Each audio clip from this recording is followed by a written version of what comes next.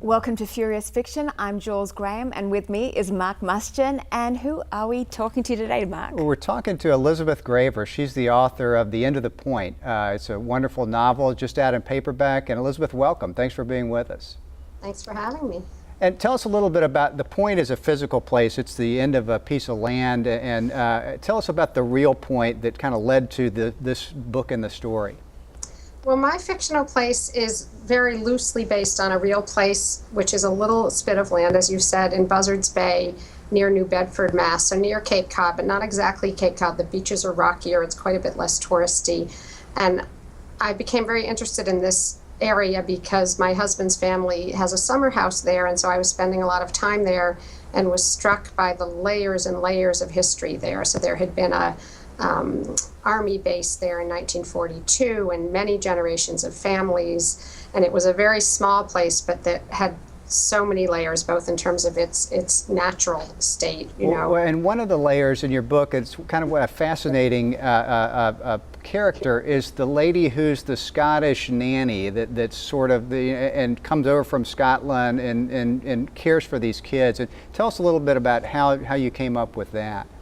Well, again, there was a tiny seed in real life. There was a woman about whom I knew very little and never met, who was worked for and was in certain ways a member of my husband's family. So I became really interested in what it means to be part of a family, but not through blood and with a social class division. So what does it mean to tend someone's children for many, many, many years and be extremely intimate with the family, but also have another place that's really yours. So Beatrice, my character, struggles a great deal with kind of how to define family in unconventional ways when she's a quite conventional person, and how to find a home in the world. She loves the family she works for, but she's not exactly one of them. And that kind of liminal insider-outsider position was just really interesting to me. And your novel spans from 1942 up to 1999.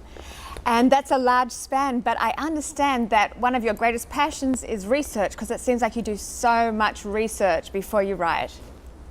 I do, and I had so much fun with this book. I interviewed a soldier who'd been on the real point during World War II. I went to Scotland. I traveled around. I gathered lots of interesting material, and for me, in some ways, that's a lot of the fun. And then it's also hard in certain ways to get rid of all that research and turn it into characters, which is the other piece of it that I just love, the psychology, the relationship between the people. So I do a lot of research. Most of it doesn't make its way in, but it fills me with the kind of tactile worlds and historical worlds of my stories.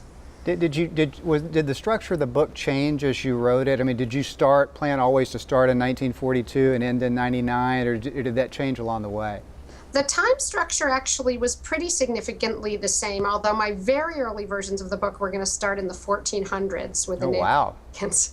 And the prologue is a kind of gesture towards that. I originally wanted to just cover a much wider span, but I couldn't go as deeply into the characters that way. So I, in fact, narrowed it. And then the major revision had to do with threading in different points of view, because I follow all three central characters all the way through the book. But originally each chunk was only from one point of view. So I did a lot of threading. I really, again, wanted to signal both the whole and the layers and the kind of prismatic sense of this place, and structurally it took me a while to figure out. And the fact that you said that sometimes a place can actually shape a family. The actual geographical place can shape it, and you always go back hoping that something healthy and good will happen once you go back there. Right. At one point, one of the characters, Charlie, calls Ashant, which is the name of the spit of land in my book, a second mother. And I actually do think of it as a central character that everybody has extraordinarily different relationships to, but it's always really powerful. Well, I want to know if you've swam in the Atlantic Ocean in February or March, or whenever these people were swimming, and did you experience that too? You know, I did not grow up around the ocean, and it's still a place that scares me, and I don't feel nearly as comfortable in it as particularly the women in my book. The women are big swimmers. but I'm a little intrepid. I'll plunge in, but no, I'm not like them. They're braver and hardier and more truer seafarers than I am. I grew up in the woods. Well, Elizabeth, thank you so much. It's a beautiful book. It's wistful, it's challenging, it's a lot of things. I really enjoyed reading it, and we'll see you next time on Furious Fiction. Thanks for Thanks being so with much. us. It's been a pleasure.